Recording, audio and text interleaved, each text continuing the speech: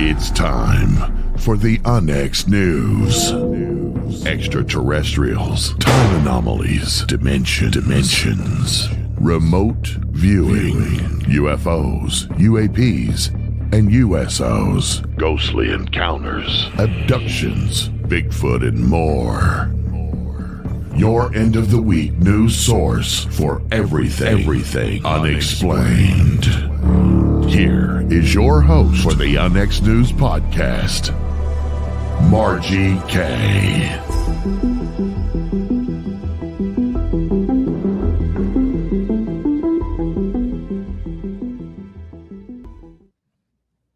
Good evening, everyone. Thank you for joining me this evening.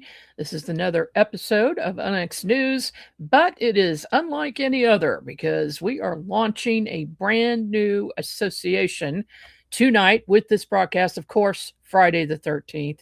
Happy Friday the 13th, everybody. And I thought that it would be probably the most appropriate date for us to do this. But first, I want to tell you to check this book out. We just published this yesterday. Real Fear by Derek Smith. It is a horror fiction novel, and wow, is he a good writer. You're going to love this. It's at Amazon now, so please do check it out. Of course, we've got a lot of other great books over there by Onyx Media and more coming. But tonight, we are going to be discussing a new association that we're launching tonight, and this is for professional paranormal investigators. Now, you might think, why is such a thing needed? Well, we're going to talk about that tonight. But I'm going to read part of a press release so that you can understand what is going on. The Oz Professional Paranormal Investigators Association is a collaborative network of professional paranormal investigation teams and individuals dedicated to establishing industry standards and ensuring public confidence in qualified investigators. Membership requires formal approval before being finalized.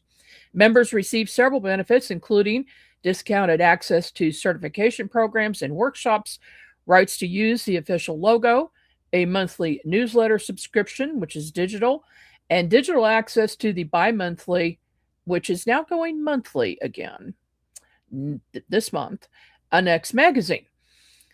We're developing an extensive certification program in the coming months, offering specializations in paranormal investigation, cryptid investigation, and remote viewing, with additional certifications planned for later phases. We believe that this association addresses a significant gap currently existing within the field. So early registrants joining by today receive a complimentary 3-month trial membership. So be sure to go to the website that I'm going to post here in a little bit and get your free trial membership if you'd like. And after that, the pricing is set at $199 for teams up to 5 members, additional team members at $49 and $49 for individual memberships per year. And we also have an associate membership for persons who are not investigators, but they like the subject matter. And that is $29 per year. And now I am going to bring our expert team of investigators on. And welcome, everybody. Hello, thanks for having us. Thank you for joining me this evening. We this group of people are known experts in paranormal investigating. They have their specialties, as I do. Mine is remote viewing and psychic work. And everybody else has their own specialties and interests. And we're going to talk about that tonight. But first of all, I'd like to just kind of get your opinions on, is an association like this needed? Is it necessary? So let's start with Dan Terry. I had a call once of a lady who thought she had a demon in her house, of course, and we got there, and there was nothing. Everything was fine. She had some emotional problems, and she had another group come in, and then another group. The third group found demons all over the place. They weren't there. They were telling her what she wanted to hear. And that's why you need something like this. These groups that would not be part of this or part of a similar group very likely are people who don't know what they're doing and are there for ulterior motives. Mm-hmm. Yeah, I agree. That's a problem. That is an ongoing problem. Dan Metelsky, how about you? Yeah, no, I want to I think, kind of piggyback off of that because, can you hear me? Yeah. Okay, so I want to piggyback off that a little bit. Paranormal investigation has changed over the last handful of years because of TV, right? There's been so many shows on TV, and the stuff that they are going for, the way they are doing investigations on these channels, are reckless and very disrespectful towards the spirits that these people are trying to interact with. And of course, they're doing it for views, right? Which is all of the wrong reasons to go and do an investigation, right? These people that we talk to they were once human. mm-hmm. These things should be treated with the respect, any living person would have. And when you don't carry that level of respect, you're welcoming things into life that could be very dangerous to the people that are there, as well as the people in their families when they get home. Yeah, agreed. Michelle, how about you? Well, I guess I'm going to piggyback off everyone. It's the truth because, when we're saying we're trying to find out, is there an afterlife? There were stories prior, and people are getting honed in, just like when you watch on TV, because they went to that asylum and it opened up in 1882. People don't understand that there were people prior to that. And so what they do is dismiss certain things. And if that comes through, of course, everything's demons. Everything's demons. And I get a lot of those phone calls. And trying to make sure that we educate these teams, because when we talk about people getting possessed, we're talking a fine line of mental illness on top of that. And when you start bringing tons and tons of people in, now we're messing with somebody's livelihood, their family and stuff. And, we really got to start looking past that, outside of the box. And we're not. We're staying in this paranormal box with, I want to be on TV, 5 minutes of fame. And it's actually causing more trouble than helping anybody. Yeah, I agree. Not to mention things that they fake for Oh. TV shows. Yeah. I've caught them doing that several times with projects I was working on, or they just out and out lie and make something up. And then they excuse it by saying it's for entertainment purposes. But that's not what we're about. Paul, Dale Roberts, what do you think? Well, Halo Paranormal Investigations, which is my group, we've had at least about 75 members. And with those 75 members, we trained them in a very unique way. And we did a lot of demonic cases. And yes, some of those demonic cases are mental. But what we do is we do a Roman Catholic house blessing. Now, if they're a different religion, we had 13 members that had different religions: Greek Orthodox, Christian, Miwok Indians, and they did their own type of cleansing. So we would accommodate that client with their religion. Mm-hmm. And what we would look for, like it with orbs, could be almost anything. It could be lint, it could be dust, dewdrops, light refractions, etc., etc. But if you can show intelligent movement with that orb, you can deem that as paranormal. And a case example is we had a case where Emily the ghost would drain the energy from the occupants. And one of my investigators says, Paul, I feel drained. I feel fatigued. I feel like I'm ready to pass out. And I said, I wonder if Emily's doing that to you. I said, Emily, if you're listening to me, kiss him on the lips. 3 of us take a picture and we get an orb on his mouth. That showed intelligent movement. Then I said, Emily, if you're listening to me again, sit on his lap. We take a picture, and there's an orb hovering over his lap. That's what we look for. Sure, we have all the devices, connect, and all that other stuff. But if we can show orb has intelligent movement, and what I do is I go to a house, I said, if this house is really haunted, if there's a ghost in here, appear by my hand. And I'll place my hand by the wall. And sure enough, if that house is haunted, I have an orb in my hand. And then after EV, electronic voice phenomenon, what we do is we do a sweep, an EVP sweep around the house. And I do something real quick. I say, is there anyone here? Let me know. And I give it time to talk, and I play it back right there. And sometimes you'll have something saying, I'm right here. Hello. There we go. So also, too, we look for designer orbs, and those are the type of orbs that have intricate type designs. And there was this house where I took a picture. We got 2 designer orbs, and I looked at it, and I called one of my investigators. I said, what do you see here? She goes, I see dog faces. We went back to the occupant. I go, what is it you have in your backyard? She goes, oh, I have orange trees. I said, besides that, what else is back there? She goes, my 2 dogs are buried back there. I said, really? I said, take a look at these pictures. And then she starts crying. I said, why are you crying? She goes, those are my 2 dogs. Something like that I was able to deem as paranormal. And that's kind of how we work things. That's how we do things. Okay. Carl Harper, why do you think we need an organization like this? Technology has really progressed. I remember, I'm so old, that when you wanted a service, you went to the phone book and looked it up. And the services that weren't legit or weren't very good weren't in the upcoming phone book.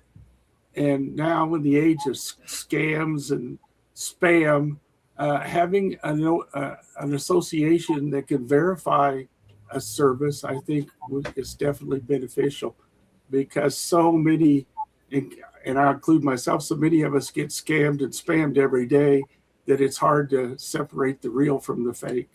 Mm-hmm. And that's becoming more difficult now with AI. Oh yeah. Right. And I know that's something that we contend with online. When we put true evidence up, everyone's claiming that it's AI. Right. So it's hard. It's getting more difficult to kind of separate the fakers from the people that do things the right way anymore. Yeah, that is a problem across the board for all of us in improving this sort of thing, because anything can be created with AI now. Mm-hmm. So we're going to have to figure some things out as far as that's concerned. I mean, that's probably one of the things we're going to have to be doing. Everybody, this is a new association. Everything is brand new. This group of people, this is the first time we've actually gotten together all together at the same time. And this is the founding membership group and the advisory board, basically. We'll probably be adding to that later. But basically, one of the things we're going to do is create courses for people to take on demand online. So people involved, like my assistant, who's also a writer, and she helped write the book. She's a co-author of this book, How to Research a Haunted House. Violet Wisdom is right now putting together a course for this group, and the book is going to be required reading. So that's going to be the textbook, and it's going to let people know how to dig in and do research on a haunted house, and that to help people find out who is doing the haunting and why they're doing the haunting. You get a lot of clues, but that information is just not readily available. It's generally, for somebody like her, who she is a historic home researcher, and she's written over 50 books. So she knows her stuff. That's going to be one of the classes. And so I'm just going to go around and ask everybody here if they have an idea for a class, or if they want to see some classes that are created. So let's start with Dan Terry again. Oh, I think dowsing rods, that's, of course, my forte. Mhm. And a little bit on the Ouija boards. I'm not, like so many others, scared of the Ouija board. It works if you know how to operate it. And using a Ouija board is like using a revolver or a semi-automatic pistol. It's a perfectly safe tool if you know what you're doing. And if you don't, it's a tragedy looking for a place to happen. And I think talking about those two topics would be really good. Very good. Very good. I think that's good. How about you, Derek? Well, so the whole reason for an association like this is for standardization. You think paranormal right now, it's still technically considered a pseudoscience, right? And why is that? Because there's no standards. There's no repeatability. There's nothing that says, look, here's a step-by-step instruction of how to get this to work properly. And this is how we can regulate things. One thing that I've been working on during our 10 plus years of investigating with Iron City Paranormal is heavily researching places, locations, people, land, anything. And I think that one of the topics should be similar to what you're talking about with your book, is proper ways to research, proper outlets to do that. And then on top of that, just kind of standardizing these things. A keyword that I've been using recently in our investigations as a team is PRIME. It's the PRIME method, and it's something I'd like to share with everybody kind of at some point in time. But it's preparation that really comes first, and you piggyback off of that, and you can actually create a standardization from repeatability to controlled situations to documentation. All of these things add up to creating more of a scientific method about going about the paranormal. Sounds great. How about you, Michelle? Well, I kind of want to bring everybody more into, there is a dark side of the paranormal. I have been to a lot of investigations where they think every spirit in that location is, unicorns and puppy dogs. And that's not the case, because if you look, like, Derek and them have said, when you're doing your research, when we're talking asylums, these people, what they went through. So just because the energy could be negative because of how they were treated and stuff, and it more and more, it's like, oh, there is nothing dark here. There's nothing bad here. Well, there is. And it's how do you navigate between the two, because just because you have one entity that sits and, communicates with you a lot doesn't always mean it's a good one. And we have to prepare people to understand some of that and how to protect themselves when they're in those situations. Because some of these locations, they're getting bombarded and people just drop off a lot of baggage at that point. Now you even have more to deal with. And so we got to kind of look at that darker side. It's always been like a taboo. And because I work with a lot of the darker cases, I think that needs to be part of a lot of this too. Oh, absolutely. That is a critical part, and I'm looking forward to seeing what you put together, Michelle. Paul Dale Roberts, how about you? It's kind of funny because I worked with Ghost Adventures on 9 episodes, and I can tell you a lot of the stuff is made up because it's TV. What we do, my group, Halo Paranormal Investigations, if someone has a demonic attachment, I actually provide them with a full submersion baptism, and I'll do it right in their bathtub. And that is a basic form of exorcism. And no ghost hunting group that I've known of does that. We're the only group that does that. Nobody else baptizes. No one else provides Roman Catholic house blessings. And also, too, if a demonic case is something mental, it's a good placebo effect. And a lot of times the client will, if they even have a mental problem, they'll say, hey, Paul, your Roman Catholic house blessing worked. The demons are out of my house. People with attachments, the same thing. I get a lot of success stories from it.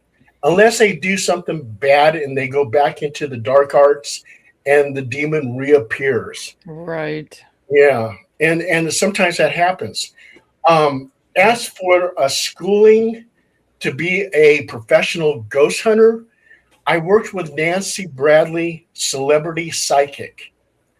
And she had classes. She had ghost hunting classes. She gave a pretty little certificate saying that so-and-so is now a professional ghost hunter.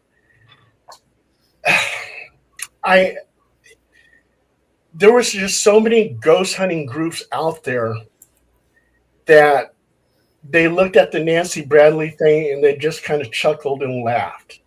It didn't really work, but I don't know. I mean, perhaps this will work, but I've kind of seen it already. Okay. Dan Metelsky.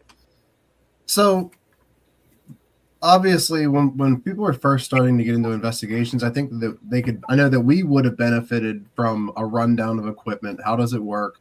You know, when equipment does something, what is it actually doing? Right? Like, what is it reading? Like REM pods, what are they picking up? You know, what are the theories behind the equipment? What are also trap points, so to speak, with that equipment, right? Because we as investigators need to parse out, you know, environmental impact, contamination, and true paranormal interaction. So I think that I think there would be a very good need for like a basics of paranormal investigation, you know, rundown of equipment, how it works, and the theory behind it. I think that would be great to start with. I think so too. Absolutely. It's on the list. Carl. I agree with Michelle in that there's some bad stuff out there. Speaking from experience, you, Margie and Michelle, you know, something followed me home. So I think we need to train on how to protect yourself. And again, backing up Dan, I think the use of equipment, I've spent a lot of money on equipment. I don't know how to use it. And then falling back on 40 years of law enforcement, I think the interview is one of the most important things that needs to be taught. Yes. How do you do an interview without leading the people, getting the right information, even having the right list of questions, maybe a standardization. I used to run lie detector tests, and you could really mess up an interview if you don't ask the proper questions. Kind of, you know, back on the law enforcement side, did you steal the gold watch and the $1,000 out of the safe? Well, your suspect stole the gold watch, but he didn't steal the $1,000. So when he answers yes, you eliminate him from being a crook, but he was. So the interview, how to use equipment and protecting yourself would be my inputs. And Carl has already started putting together a manual for us, guys. Nice. I mean, overnight he did that. Do you have that handy, Carl? Could you read that first, the mission statement that you made up that I think is really good? We'll give you a minute to find that. We can come back to that. I think what we need to do now is just take a real quick break, and we'll come back talking more about the new Oz Professional Paranormal Investigators Association. We'll be back right after this. Behind every ghost story and creature feature lies a far more terrifying truth.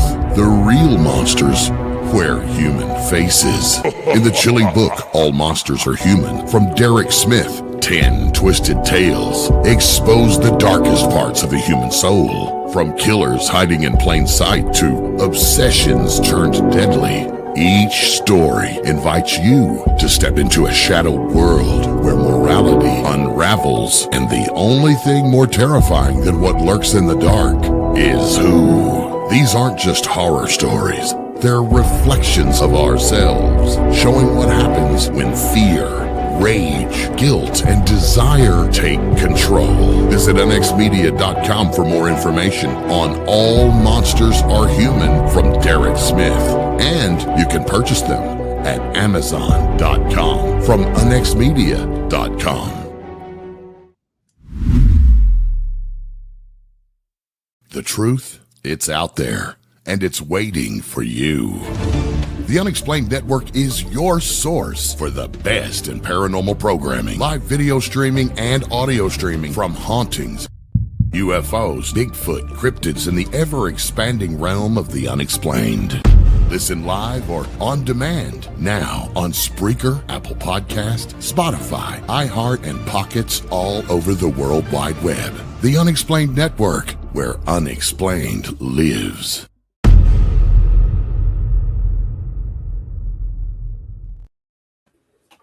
Welcome back, everybody. I'm Margie Kame, your host for this evening, with a crack team of investigators this evening talking about the new Oz Paranormal Investigators Association.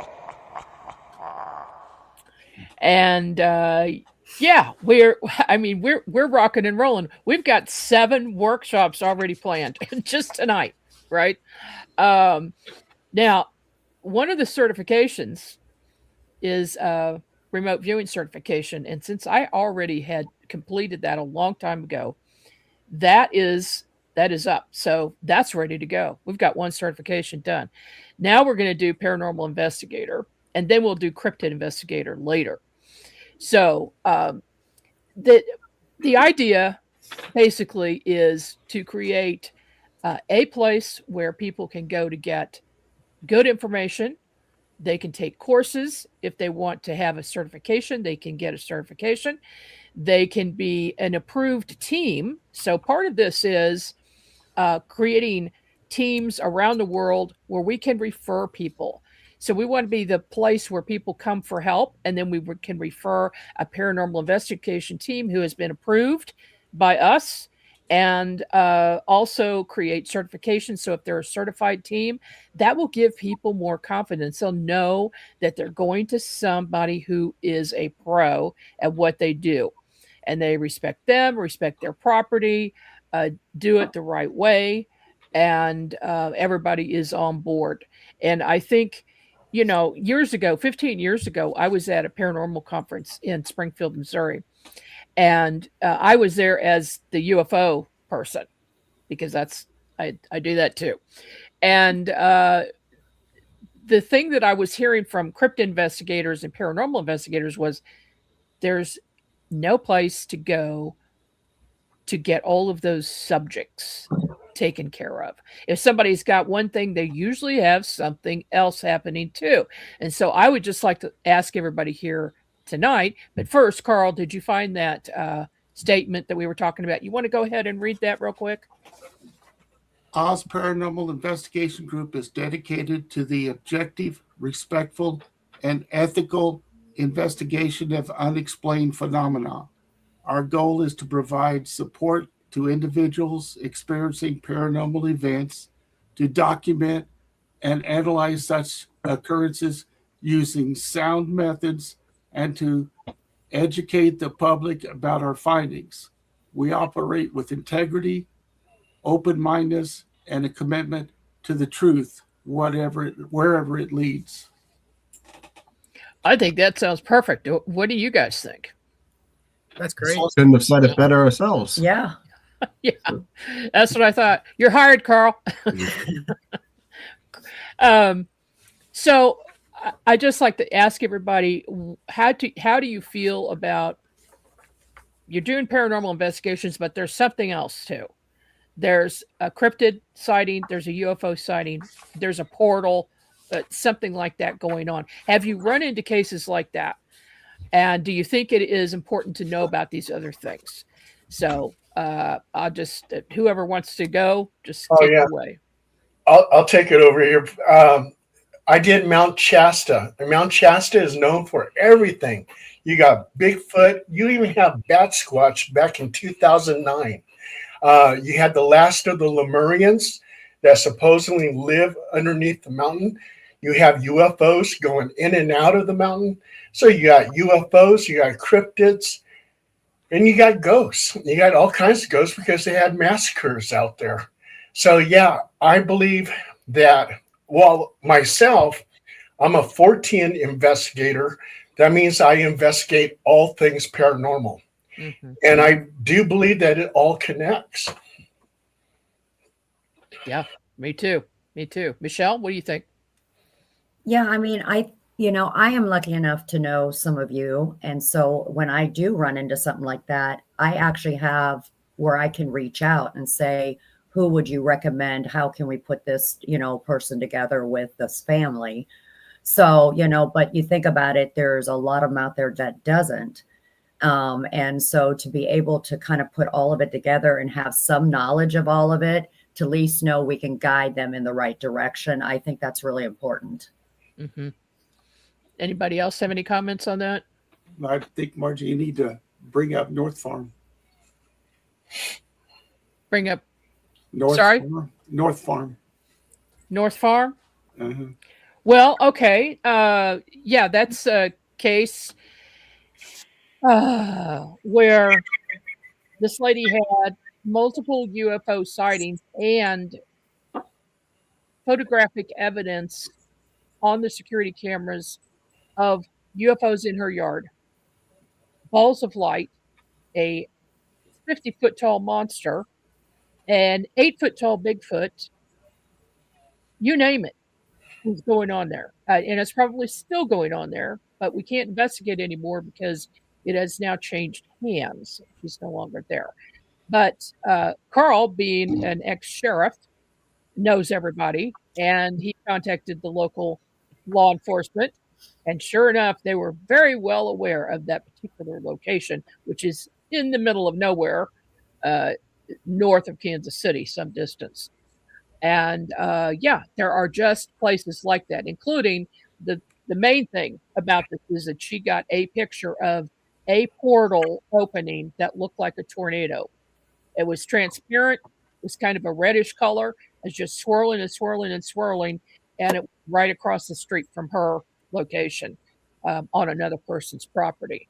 So yeah, that's one call.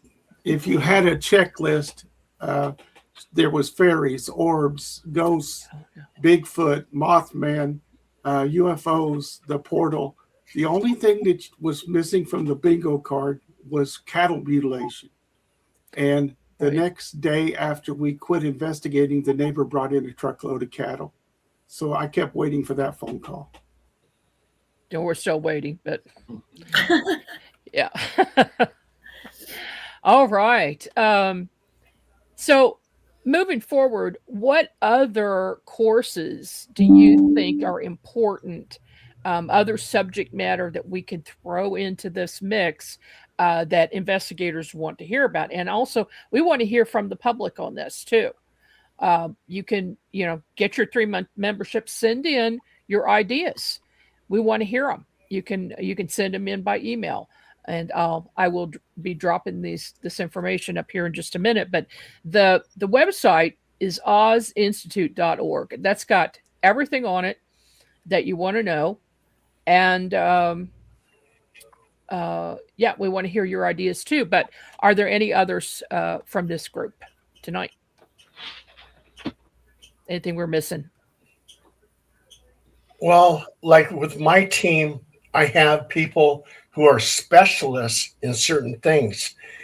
We had a person who is forensic photography. And so anytime I got any kind of weird pictures, instead of me spending hours looking at it and trying to figure it out, I would just hand it over to her and she would actually dissect it. And then she'd write this long email explaining what that photograph was. If it was fake, if it was something by accident, or if it was real. That's an excellent point, and Carl and I know the man for the job. Larry. We'll be giving Larry a call to join us. I know he will. Some- All right. something that sets ghost hunters apart from investigators, to me, is the scientific method, and we need to get away from, the word pseudoscience as it pertains to paranormal investigation, and we need to make it a science, right? Because we can apply science and the structure of science and the scientific method to what we do every day, right? When we're in the field, so to speak. So I think a course just about like this, employing the scientific method into a ghost investigation would be a great foundational piece. How about a bachelor's degree in paranormal science? It'd be great. There we go. That would be a lofty goal, That would but be I great. think we could create it. I would have done that over engineering school. Like people who watch Secrets of Skinwalker Ranch, and then people who watch Ghost Adventures. Well, Mhm. if you look at Reddit, Ghost Adventures is a joke. It's a joke. And Secrets of Skinwalker Ranch, I mean, they're using science, real science, to try to figure things out. That's the direction that we need to go. Yep. Towards science. Mhm. Couldn't agree with you more. Absolutely. Dan, Terry, what do you think? Years ago, and it's a little different, but I got called in to assist on a investigation because the team that was doing it had another one that popped up the same night. So they asked me to help these guys out, which I did. They told me what was going on about the murder that occurred there and how it happened. We made contact with that spirit. And the more I talked about what happened, the madder it got. And there was a curtain of darkness came down between us and the next room. We could hear things being thrown, and then it shot through out the door. When I went and did my own research, I found out I was completely misled. And I was upsetting him because it wasn't nothing like what really happened when he was murdered. The history is so important, and to get Violet in there and others to show how to research this. I had to go find newspapers, and then they were in German, so I had to get them translated. But that's the way to start. You got to have the right story, or it's just going to make things worse. Mm-hmm. Derek? I mean, to Dan's point, there are so many times where we will see a well-known location and the story about it. Everybody knows the story about it. But the locations that have hit us closer, have meant more to us, are the lesser known locations. Those where residences are contacting us and saying, what's going on here? Or, having some of these just not necessarily investigated, but these places that have stories about them. All they are myths and legends, and nothing's been documented. And without any of this documentation, proper ways of documenting it, scientifically, even step by step, everything, it can just be a ghost story, right? There's nothing more to it.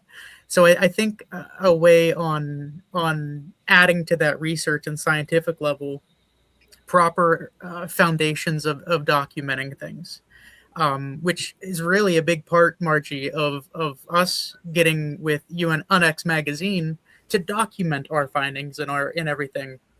And people talk para-unity all the time, right? So much so that it becomes a joke because it's not real. It needs to be, it should be, but it's not. Everyone's out for themselves. Take what we do and build off of it. The next team in, build off of it. And we do the same thing. We reach out to groups who have been into locations before. Tell us about what you have experienced. So just bringing all of these things together, kind of start to bottom. How do you research? How do you prep? How do you communicate? Putting these things in order and doing it respectfully, doing it properly, and repeatedly. I think some kind of methodology needs to be created for this. Mm-hmm.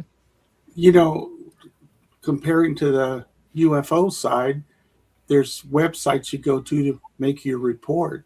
I wonder That's if right. at some point we would have the capability to have a website where people can go make the reports, and then it gets sent out to the nearest group or There to are a few that investigate. I've seen before, but most of the time it's just people telling stories. There's no actual foundation to them. It's just, I heard this about this place. Um, I think it's a great idea, creating some kind of live map where you can kind of put a pin on it. So wherever you are in the country, the world even, you know of these locations. You know the real history about it. You know how the paranormal ties into that history. And even a contact person if you wanted to go and talk to somebody there or investigate for yourself. Putting together a library, Carl, I think that would be a phenomenal idea. Mm-hmm. And it wouldn't have duplication, or you could do your research if you get the same report. That's a great idea. I think this could quickly become a monster. It hasn't already. Well, yeah, it kind of has.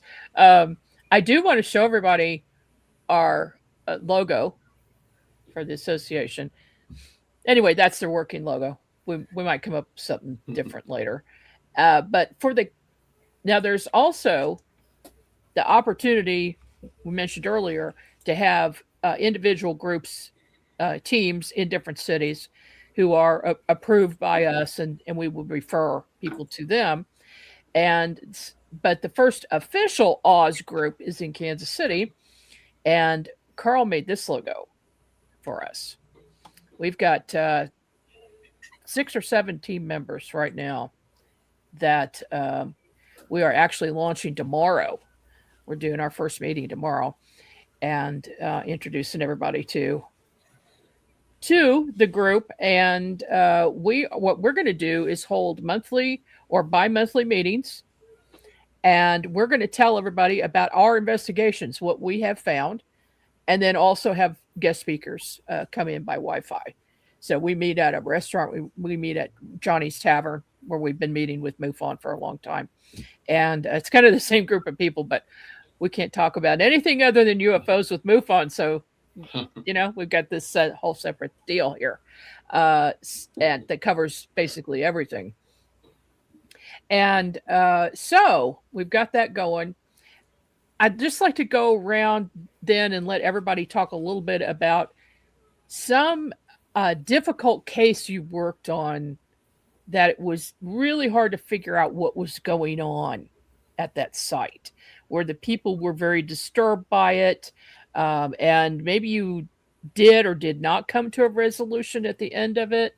So if you can think of a case like that, let's just go around and talk about that. Dan Terry, do you have anything off the top of your head? Well, I had hard to pick one, but I do want to say real quick here. I know it's not quite what you're looking for, but I've worked with Michelle, and of course, Margie, I've worked with you, and I got to work with. Well, I didn't work with them so much as I was there with Iron City Paranormal at the Blennerhaus a few years ago, and I think I even wrote an article for the magazine about how professional and how outstandingly well this team operated in the Blennerhaus. You've picked some really amazing guys right here. I'm kind of shouldn't even be in with this group. Oh, so yes, you should. They're awesome. Carl and Paul, I don't know those guys yet, but everyone else here I've seen, and they are top notch. We appreciate that, Dan. Thank you very much. Thank you very much, Dan. It means a lot. The one I was telling you about would be the one I'd have to bring up, in that I got the wrong information. They called me the day before. Filled me in. I go in the next evening. I got the wrong information. The ghost would not talk to us after that again. I mean, the whole night was shot after that, just because I had the wrong information.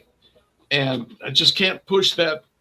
Before you start even discussing things with the spirit, other than the basics of, how are you? Is it hot where you're at? The best thing to do is get the information. All right. Good deal. Derek Smith, what do you think? So I think one that really sticks out in my mind, and Dan, feel free chime in with this one. It's actually one that's local here to us. It was one of our first residences who reached out, and talking. I mean, before we even got in there, a group, Paranormal Quest, actually from West Virginia, they had a woman contact them, and they said, we can't make it up there. We can't really do anything. And we worked with them before. And to your point of, reaching out to others locally, this was a perfect case of that. And so we were actually close by. We went in, we spoke with the woman. We did multiple video calls with her first to make sure that, something is actually going on and you're not just, someone off the loony bus here. No more than any of us are. But we got in there and you could tell that there was something off. And the more we got into it, it took a while. And, correct me if I'm wrong, Dan, but it took a lot of time for us to finally get something going there. But once we did, we were able to find out, just walking through her location, that her bedroom was the hot spot of this place. And the reason why is because there was a mirror on every single wall. And she was opening this bedroom up from every side.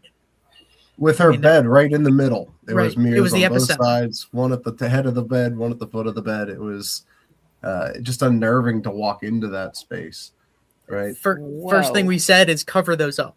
That was the first step. And we've been back there how many times, Dan? 3 times? Yeah, so and that's what made that case so difficult. Was we had a lot of success very early on teaching her, because it's a lot of, what we had to do was get her to understand, because she herself was psychic or had a mediumship to her or something, right? Well, something she didn't understand, and she was pulling all of this energy in without knowing it.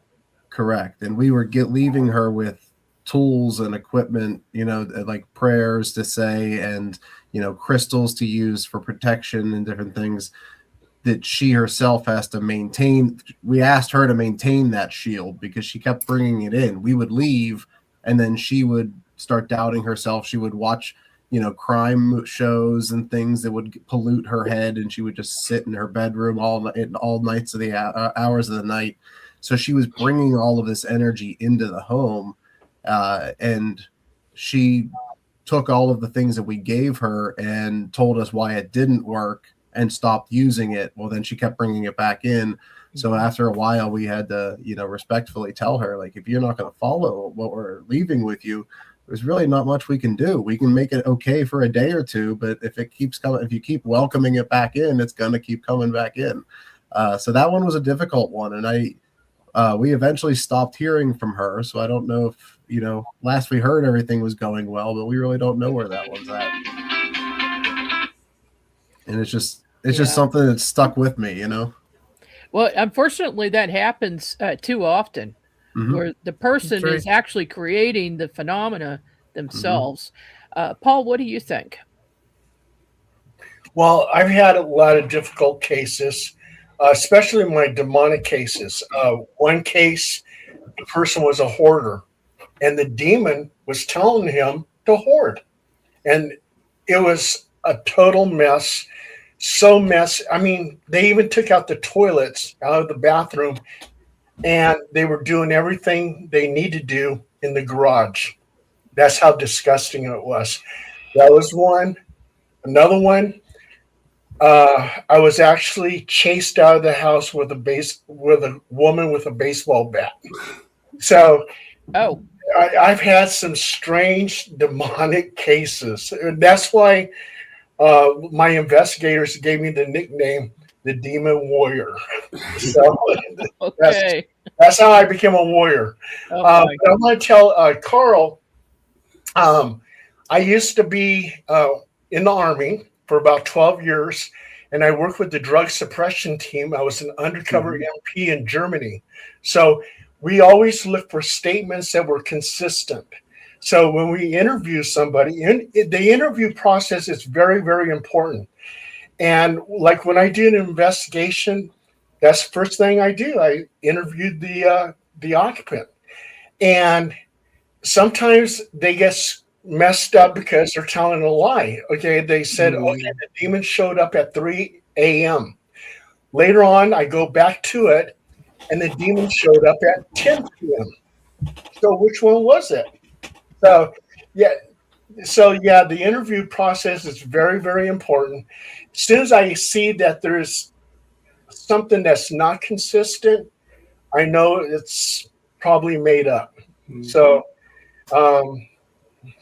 yeah, I've had some interesting cases. I could probably talk for 3 days about all the different cases I've had. Yeah, I'll bet Michelle can too. What do you say, Michelle? Well, I don't have a cool nickname yet, so I'm going to have to work on one. But actually, I get called in a lot from the churches and stuff because I do work with them on demonic possessions and things like that. A little bit around, because of being a physical medium, able to draw things in to see, and they kind of want to know what it is. The hardest thing I think I've ever had to learn is just kind of like what Dan and Derek were saying, knowing when to walk away. Because I think, when we're doing this kind of work, you want to fix everything. Mm-hmm. And so there was struggles with that for myself. Because when you start working and getting really into these cases and you're working with the church and, you're working with the bishops and stuff, you feel like you have to have answers. And my toughest case was, and I didn't realize this person ended up having like 5-6 other people trying to help.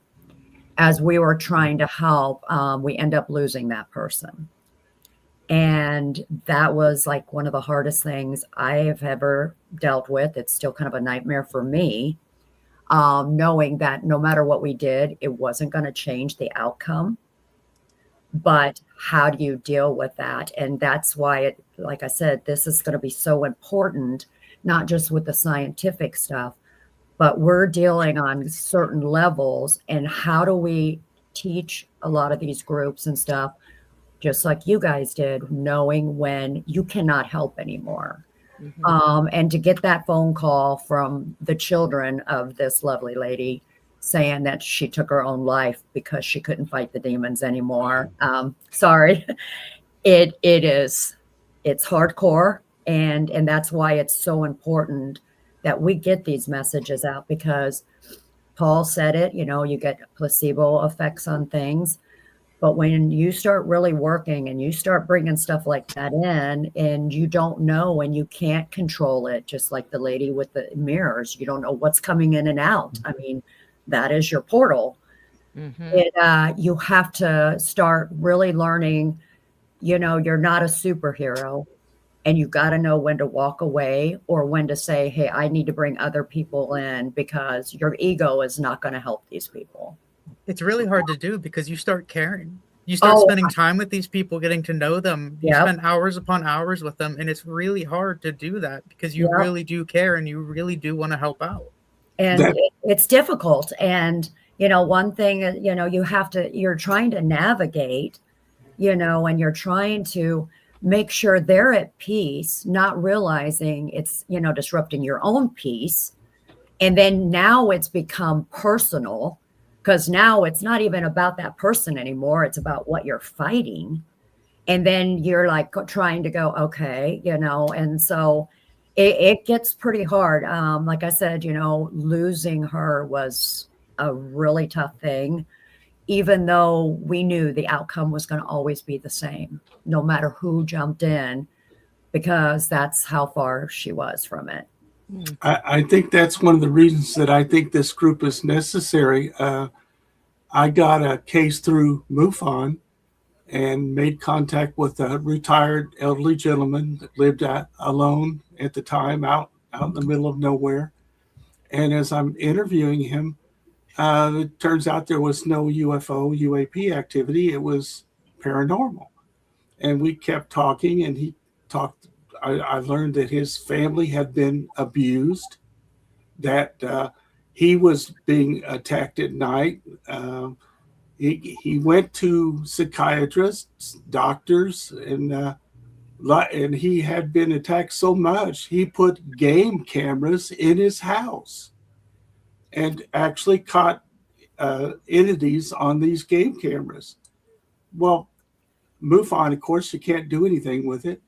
And not being able to help him was frustrating. I agree with you, Michelle, that you get friendly with the people and you want to help. But this guy had photographic proof that something was bothering him and he couldn't get help. Yeah. All good points, everybody. I want to thank you all for joining me tonight. Please hang in. Don't leave after I end the show. Otherwise, we will have no show. Stay. So hang in there. Thank you so much for joining me.